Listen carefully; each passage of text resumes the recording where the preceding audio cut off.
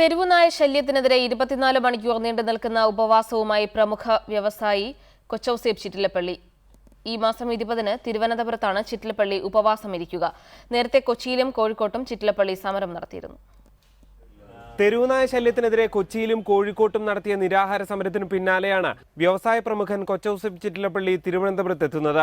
ഈ മാസം 20-ന് ഉച്ചയ്ക്ക് 12 മണി മുതൽ 24 മണിക്കൂർ LMS കോമ്പൗണ്ടിലെ സമരവേദിയിൽ ചിറ്റിലപ്പള്ളി നിരാഹാരമിരിക്കും. 24 മണിക്കൂർ നിരാഹാരം സമരമാണ് ഉദ്ദേശിക്കുന്നത്.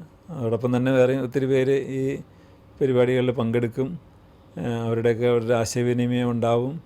അത് ജനങ്ങളുടെ ഇടയിൽ ഒരു ബോധവൽക്കരണം നടക്കട്ടെ എന്നുള്ളൊരാശയമാണ്.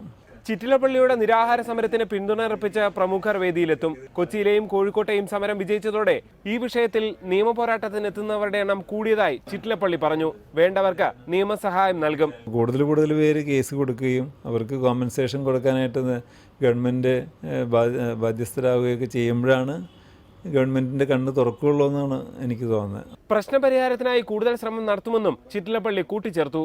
റിപ്പോർട്ടർ, തിരുവനന്തപുരം.